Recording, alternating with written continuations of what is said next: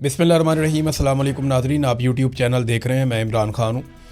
ईरानी media ने भी Donald Trump के बयान की तरदीद कर दी है और जिसमें दावा किया था कि ईरान अमेरिका को तोहफ़ा दे रहा है और कुछ ऐसे जहाज़ आबनाए हुरमुज़ में से गुज़र रहे हैं जिनके ऊपर पाकिस्तानी झंडे लगे हुए हैं। इस पर फिर बाद में इसहाक डार ने स्टेटमेंट दिया कि ईरान के साथ पाकिस्तान का कोई मामला हुआ है, जिसके बाद 20 टैंकर्स जो तेल से लदे हुए हैं उनको इजाज़त मिलेगी आबनाए हुरमुज़ में से गुज़रने की। कुछ गुज़र गए हैं और 2 टैंकर्स रोज़ाना गुज़रेंगे। ग्राउंड के ऊपर इसकी तस्दीक नहीं हो रही। ईरान की जानिब से जब तोहफ़ों की बात उनसे पूछी गई तो उन्होंने कहा जी हमने अमेरिका को कुछ नहीं दिया। जो बड़े बाखबर सहाफ़ती ज़राए हैं ईरान में या जो ईरानी मीडिया है जो ईरान की गवर्नमेंट को रिपोर्ट करता है, उन्होंने कहा है कि ईरान ने ट्रंप को किसी किस्म का कोई तोहफ़ा नहीं दिया और ना ही उनका कोई तोहफ़ा देने का इरादा है। ट्रंप झूठ बोल रहा है जिसके लिए वो जाना चाहता है, ये अब ईरान ने कहा है।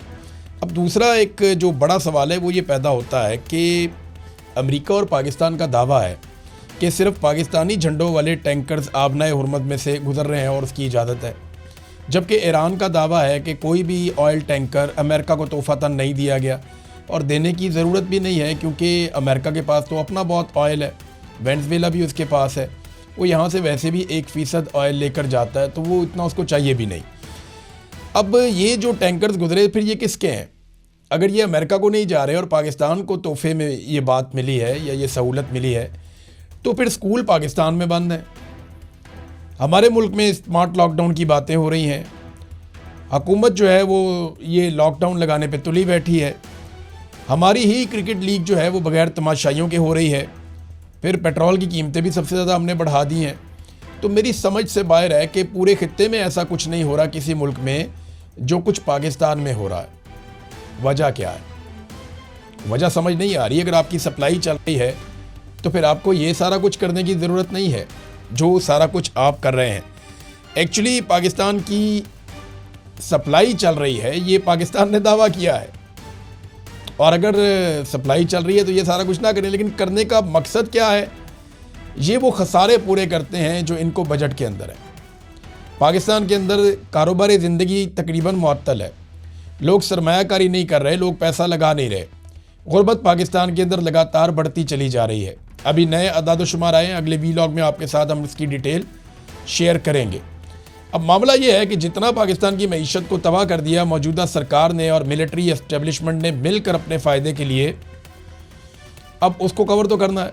तो कवर करने के लिए इनके पास एक ही रास्ता बचता है, गैस, पेट्रोल और बिजली की कीमतें महंगी कर दें, अंधाधुंध टैक्सेस लगा दें, तनख्वाहदार तबके के ऊपर उसकी तनख्वाह में से टैक्स काट लें।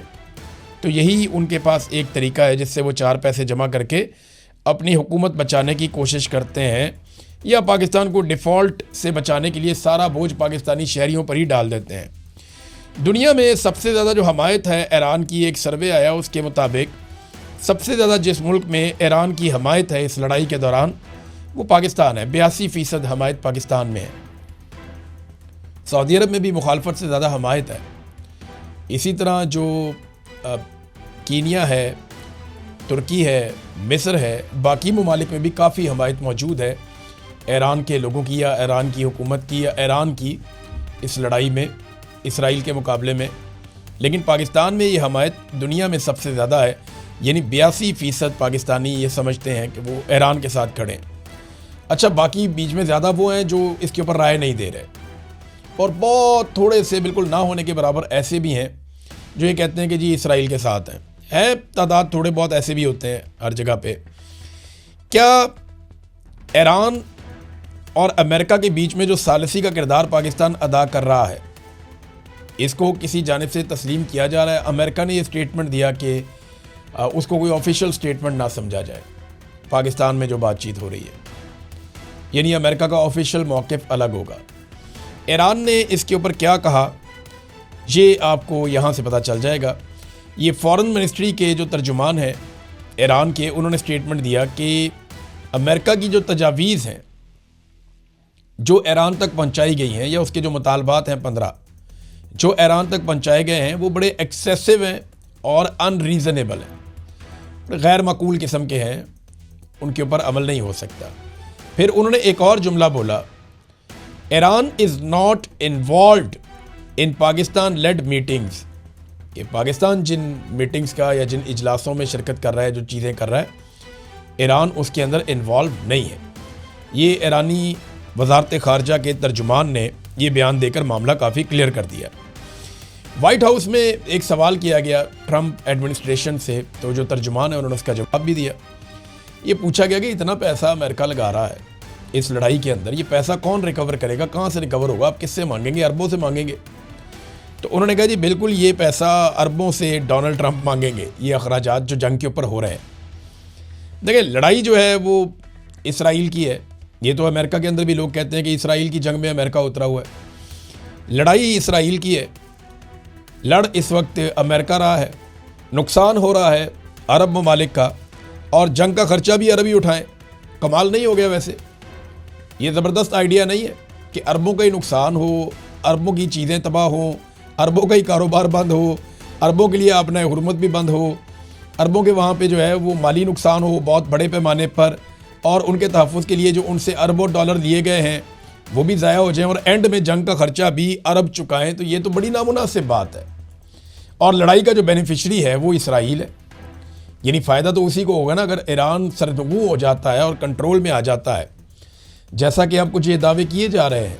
मैंने आपको बताया था कि अक़वाम मुत्तहिदा के एक सफ़ीर मोहम्मद सफ़ा ने ये कहते हुए रिज़ाइन किया कि उसके पास ये इन्फॉर्मेशन है, और कुछ दीगर लोग भी ये दावा कर रहे हैं कि उनके पास भी ये मालूमात हैं कि दुनिया बड़ी खौफनाक लड़ाई की तरफ जाने वाली है अगर आने वाले दिनों में जल्द ये जंगबंदी ना हुई तो अगर एटमी हमले वाली बात सोची गई है या किसी जगह पे डिस्कस की गई है जिसके ऊपर अक़वाम मुत्तहिदा के कान खड़े हुए हैं, उनको इन्फॉर्मेशन पहुंचाई गई कि आप अपनी तैयारी कर लें कि एटमी धमाके के बाद आपने किस किस्म का रद्दअमल देना और कौन कौन सी चीज़ें कहाँ कहाँ पे मैनेज करनी है, जिस पे उस सफ़ीर ने अक़वाम मुत्तहिदा से रिज़ाइन किया और अपने आप को अलग किया इस सारे मामले से, और इंसानियत के लिए उसने अपील की पूरी दुनिया से कि इस सिलसिले को रोका जाए, इससे बचा जाए। देखिए, अगर ये मामला यहाँ तक चला गया है तो पूरी दुनिया ख़तरे में है। देखिए, अगर एक दफ़ा ये शुरू हो गया ना, तो पहले सिर्फ अमेरिका के पास एटम बम होता था, अब दुनिया के बहुत सारे मुल्कों के पास है। शुमाली कोरिया के पास है, पाकिस्तान के पास है, इंडिया के पास है, फ्रांस के पास है, बरतानिया के पास है, रूस के पास है, चीन के पास है, इसराइल के पास है, अमेरिका के पास है, और ममालिक के पास है। तो अब एटम बम सिर्फ अकेला जो है वो अमेरिका के पास नहीं है। अगर इस मरतबा ऐसा कुछ किया गया तो लड़ाई भड़क तो जाएगी, लेकिन ख़त्म कैसे होगी? अमेरिका के इत्तेहादी जो हैं वो एक एक करके दूर हटते जा रहे हैं, जो मेन इत्तेहादी हमेशा से अमेरिका के साथ रहे। मिसाल के तौर पे पहले अमेरिका ने कहा कि फ़िज़ाई हमलों में हमारे साथ चलो, नेटो ने, इत्तेहादियों ने इनकार कर दिया, वो नहीं आए। फिर अमेरिका ने कहा कि आबना हुर्मुज़ को खुलवाना है, हमारे साथ चलो, हम आपका इंतज़ार कर रहे हैं, आओ उसको खुलवाते हैं, तो इत्तेहादी फिर नहीं आए। और अब अमेरिका ने जब ज़मीनी लड़ाई का फ़ैसला किया, कोई 50,000 से ज़्यादा फ़ौजी उन्होंने खलीजी ममालिक में पहुँचा दिए। ज़्यादातर फ़ौजी जो है वो अड्डों की बजाय मुख्तलिफ अलग अलग जगहों पर रुके हुए हैं, कोई होटलों में ठहरे हुए हैं, कोई प्राइवेट जगहों पर, कोई दफातर में, ताकि, और उनकी नकलो हरकत को खुफिया रखा गया है ताकि ईरान उनके ऊपर अटैक ना करे। तो ये जो इतनी बड़ी तादाद में फ़ौजी पहुँचाए गए हैं खलीजी ममालिक में, तो अब अमेरिका की ख्वाहिश है कोई ज़मीनी कार्रवाई या ऑपरेशन किया जाए। अगर वो इसमें जाते हैं तो फिर उन्हें अपने इत्तेहादियों की याद आएगी। तो बरतानिया ने पहले ही कह दिया, जनाब हम इस लड़ाई का हिस्सा नहीं बनेंगे। तो अमेरिका के इत्तेहादी अमेरिका से नाराज़ हैं। अब तक के लिए इतने, अपना ख्याल रखिएगा, अपने इस चैनल का भी। अल्लाह हाफ़िज़।